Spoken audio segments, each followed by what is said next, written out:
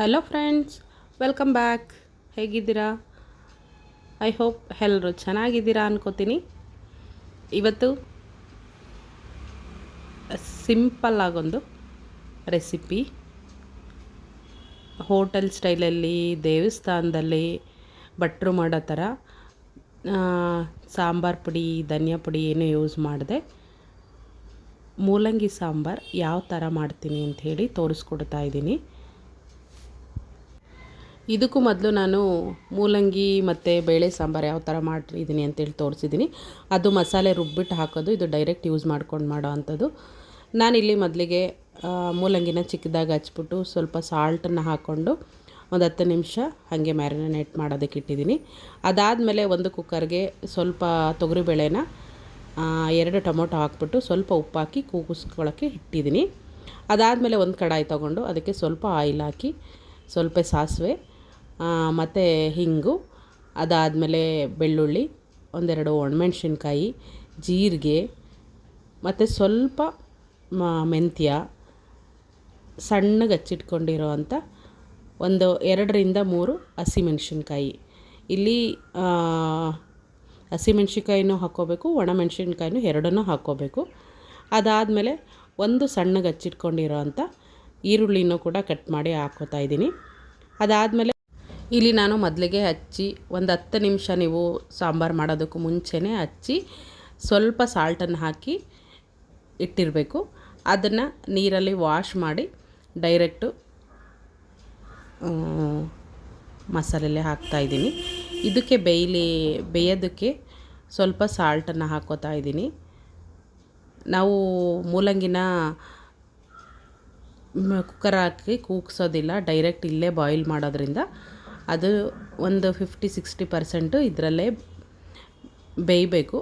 ಅದಕ್ಕೆ ಸ್ವಲ್ಪ ಉಪ್ಪನ್ನು ಹಾಕ್ಬಿಟ್ಟು ಅದಾದಮೇಲೆ ಸ್ವಲ್ಪ ಅರಿಶಿನ ಪುಡಿನ ಹಾಕ್ಕೊಂಡು ಲಿಡ್ಡನ್ನು ಕ್ಲೋಸ್ ಮಾಡಿ ಸಣ್ಣ ಊರಿನಲ್ಲಿ ಹುರ್ಕೊಳ್ಳಿ. ಅದಾದಮೇಲೆ ಮಧ್ಯೆ ಮಧ್ಯೆ 1-2 ಸರಿ ಲಿಡ್ಡನ್ನು ಓಪನ್ ಮಾಡಿ ಕೈ ಆಡಿಸ್ತಾಯಿರಿ. ಯಾಕೆ ಅಂತ ಹೇಳಿದ್ರೆ ತಳ ಹಿಡಿಯೋವಂಥ ಚಾನ್ಸಸ್ ಇರುತ್ತೆ. ಏಕೆಂದರೆ ನಾವು ಯಾವುದೇ ರೀತಿ ನೀರು ಹಾಕಿರಲ್ಲ.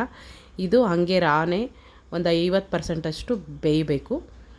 ಅದಾದಮೇಲೆ ನೆಕ್ಸ್ಟು ನಾನು ಕುಕ್ಕರ್ಗೆ ಇಟ್ಕೊಂಡಿದ್ನಲ್ವ, ಬೇಳೆ ಬೆಂದಿದೆಯಾ ಅಂತೇಳಿ ನೋಡೋಣ.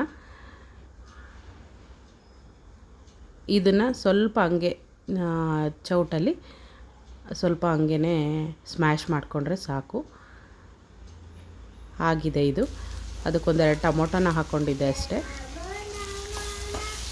ಇದು ನೀಟಾಗಿ ಬೆಂದಿದೆಯಾ ಅಂಥೇಳಿ ಒಂದು ಕೈಯಲ್ಲಿ ಹಿಂಗೆ ಪ್ರೆಸ್ ಮಾಡಿ ನೋಡಿ.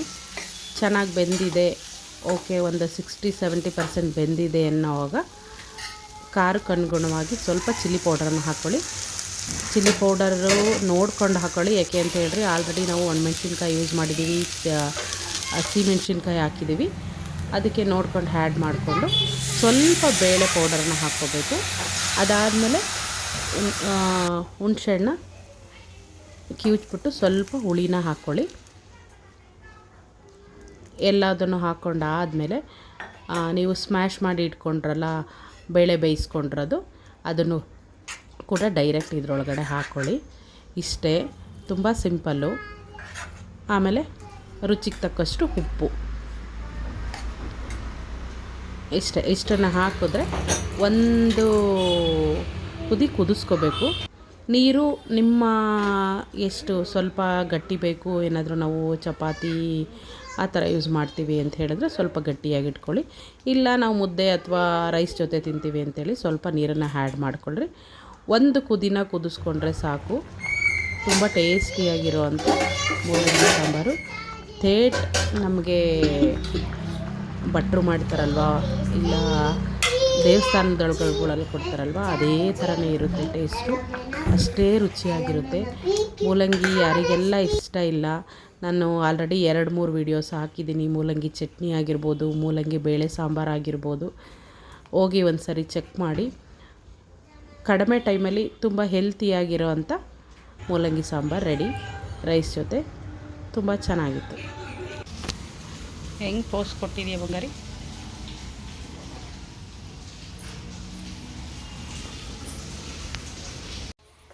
ಎಸ್,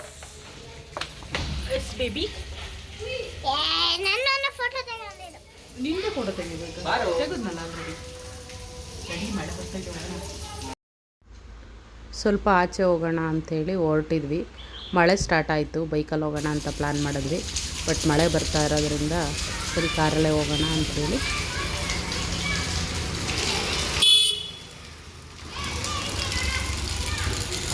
ಏನಪ್ಪ ಪಾಪ ನೀನು ಚೈನ್ ತೋರಿಸು. ನೀನೆಲ್ಲಿ ಕಚ್ಕೊಂಡ್ರದು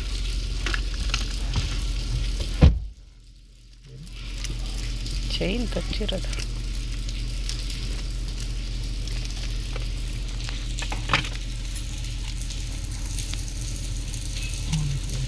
ಹಚ್ಬಿಡು ಓಕೆನಾ. ಚಾಕ್ಲೇಟ್ ತಿನ್ನುವಾಗ ಹಂಗೆ ನುಂಗಬಾರ್ದು. ಚಿಪ್ಪೋದು ಅಲ್ಲಿ ಗಂಟ್ಲಲ್ಲಿ ಸಿಗಾಕೊಂಡ್ಬಿಡುತ್ತೆ. ಸಿಗಾಕೊಂಡು ಫುಲ್ ವಾಮಿಟೇ ಬರುತ್ತೆ. ಅದಕ್ಕೆ ಕಚ್ಬಿಡು ಓಕೆನಾ. ತಿನ್ನಿರೋದೆಲ್ಲ ಹೊರಗೆ ಬರುತ್ತೆ. ಬನಾನಾ, ರೇಸು, ಮೊಸರು ಎಲ್ಲ ಬಂದ್ಬಿಡುತ್ತೆ. ದೋಸೆ ಅದೆಲ್ಲ ಬಂದ್ಬಿಟ್ಟು.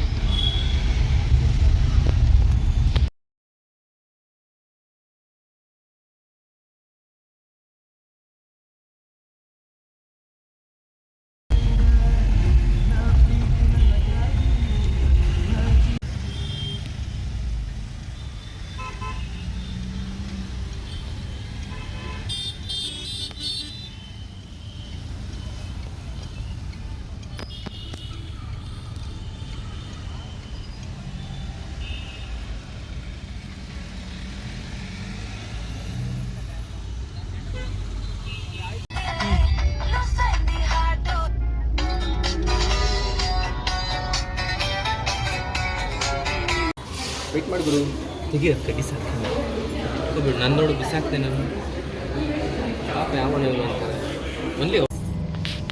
ನಾವು ಮಲ್ಬಾರ್ಗೆ ಬಂದ್ವಿ. ಯಾಕೆ ಅಂತ ಹೇಳಿದ್ರೆ ನನ್ನ ಮಗಳು ಡೈಲಿ ಯೂಸ್ಗೆ ಚೈನ್ ಹಾಕ್ತಾ ಇರೋದನ್ನ ಸ್ವಲ್ಪ ಕಚ್ಕೊಂಡಿದ್ಲು. ಮತ್ತೆ ಇನ್ನು ಸುಮ್ಮನೆ ಎಲ್ಲಾದರೂ ಬಿಡಿಸ್ಕೊಬಿಡ್ತಾಳೆ, ಎಕ್ಸ್ಚೇಂಜ್ ಮಾಡೋಣ ಅಂಥೇಳಿ ಬಂದ್ವಿ. ಬರೋ ಟೈಮಲ್ಲಿ ಫುಲ್ಲು ಮಳೆ ಇತ್ತು. ಬೈಕಲ್ಲೇ ಹೋಗ್ಬಿಟ್ಟು ಬಂದುಬಿಡೋಣ ಅಂತ ಪ್ಲ್ಯಾನ್ ಮಾಡಿದ್ವಿ. ಬಟ್ ಮಳೆ ಸ್ಟಾರ್ಟ್ ಆಗಿರೋದ್ರಿಂದ ಕಾರ್ ತೊಗೊಂಡು ಬಂದ್ವಿ. ಅದಾದಮೇಲೆ ನಾನು ಸ್ಕೀಮ್ ತೊಗೊಂಡಿದ್ನಲ್ವ, ಆ ಸ್ಕೀಮು ಸ್ವಲ್ಪ ಆನ್ಲೈನ್ ಟ್ರಾನ್ಸಾಕ್ಷನ್ ಯಾಕೋ ಆಗ್ತಾ ಇರಲಿಲ್ಲ. ಅದು ಹಾಗೆ ಕೇಳ್ಕೊಬೇಕಾಗಿತ್ತು. ಸರಿ ಎರಡೂ ಮುಗಿಯುತ್ತೆ ಅಂತ ಹೇಳಿ ಬಂದ್ವಿ. ಬನ್ನಿ ನೋಡೋಣ ಯಾವುದು ಡಿಸೈನ್ ಸಿಗುತ್ತೆ ಅಂತ. ಎವ್ರಿ 6 ಮಂತ್ಸ್ ಅಷ್ಟೇ, 6 ಮಂತ್ಸ್ ಟು 8 ಮಂತ್ಸ್ ಅಷ್ಟೇ. ಅವಳಿಗೆ ಯಾವುದೇ ಗೋಲ್ಡ್ ತೊಗೊಂಡೋದ್ರೂ ಅದು ಒಳ್ಳೆ ತಗಡೋ ಥರ ಮಾಡಾಕ್ಬಿಡ್ತಾಳೆ. ಎಕ್ಸ್ಚೇಂಜ್ ಮಾಡೋದಕ್ಕೆ ಬರಲೇಬೇಕು. ಗ್ರೌಂಡ್ ಫ್ಲೋರು ಅಥವಾ ಸೆಕೆಂಡ್ ಫ್ಲೋರಲ್ಲಿ ನಮ್ಮದು ಗೋಲ್ಡು. ಬಟ್ ನಂದು ಸ್ಕೀಮ್ ತೊಗೊಂಡಿರೋದು ಅದ್ರದ್ದು ಏನೇ ಎನ್ಕ್ವೈರಿ ಇದ್ರೂ ಇದು ಡೈಮಂಡು ಫಸ್ಟ್ ಫ್ಲೋರಲ್ಲಿ ನಾವು ವೆರಿಫೈ ಮಾಡ್ಕೋಬೇಕಾಗುತ್ತೆ. ಮುಗಿಸ್ಕೊಂಡು ಬಂದ್ವಿ. ಸರಿ ನಂದು ರಿಂಗ್ ಒಂದು ಎಕ್ಸ್ಚೇಂಜ್ ಇತ್ತು. ಬೇಬಿಗೆಲ್ಲನ ನಾವು ಸೆಕೆಂಡ್ ಫ್ಲೋರಿಗೆ ಹೋಗಬೇಕು. ನಂದು ಗೋಲ್ಡು ನಂದು ರಿಂಗ್ ಒಂದು ಎಕ್ಸ್ಚೇಂಜ್ ಮಾಡಬೇಕಿತ್ತು, ಬೇರೆ ಥರ ತೊಗೊಳ್ಳೋಣ ಅಂತ ಬಂದೆ. ಅದಕ್ಕೆ ಗ್ರೌಂಡ್ ಫ್ಲೋರಿಗೆ ಬಂದ್ವಿ. ಎಲ್ಲವುದು ತೊಗೊಂಡಾಯಿತು. ಅಲ್ಲಿ ಎಕ್ಸ್ಚೇಂಜ್ ಅಂತ ಹೇಳಿದ್ರೆ ತಲೆನೋವು. ಯಾಕೆ ಅಂತ ಹೇಳಿದ್ರೆ ಅದನ್ನು ಅವ್ರದ್ದಾದರೆ ಮಾತ್ರನೇ ತೊಗೊಳ್ಳೋದು, ಹೊರಗಡೆದಾದರೆ ತೊಗೊಳ್ಳಲ್ಲ. ಸಿಲ್ವರೆಲ್ಲನ ಗೋಲ್ಡ್ ತೊಗೋತಾರೆ, ಬಟ್ ಕಡಿಮೆ ಹಾಕೋತಾರೆ. ನಮ್ಮದು ಎಲ್ಲದೂ ಮಲ್ಬಾರಲ್ಲೇ ಆಗಿರೋದ್ರಿಂದ ಪ್ರಾಬ್ಲಮ್ ಇರಲ್ವ, ನಾವು ಎನಿ ಟೈಮ್ ಅಲ್ಲೇ ತೊಗೊಳ್ಳೋದು. ಹಾಗಾಗಿ ಅದನ್ನು ಬ್ಲಾಸ್ಟ್ ಮಾಡ್ಸೋಕ್ಕೆ ಅಂತೇಳಿ ಮನೆಯವ್ರು ಹೋದರು. ತುಂಬ ಡಿಸೈನ್ಸ್ ಬಂದಿದ್ದಾವೆ, ಕಲೆಕ್ಷನ್ ಎಲ್ಲ ತುಂಬ ಚೆನ್ನಾಗಿತ್ತು. ನಾನು ಸ್ವಲ್ಪ ರಿಂಗು ಮತ್ತು ಪಾಪುಗೆ ಒಂದು ಚೈನ್ ತೊಗೊಂಡೆ. ಇಷ್ಟೇ ನಮ್ಮದು ಶಾಪಿಂಗ್ ಅಂತೂ ಆಯಿತು. ಇಷ್ಟ ಇವತ್ತಿನ ಲಾಗ್. ಇಷ್ಟ ಆದರೆ ಲೈಕ್ ಮಾಡಿ, ಶೇರ್ ಮಾಡಿ, ಸಬ್ಸ್ಕ್ರೈಬ್ ಮಾಡದಿರೋರು ಸಬ್ಸ್ಕ್ರೈಬ್ ಮಾಡ್ಕೊಳ್ಳಿ. Thank you for watching. ಮತ್ತೊಂದು ಲಾಗಲ್ಲಿ ಸಿಗ್ತೀನಿ.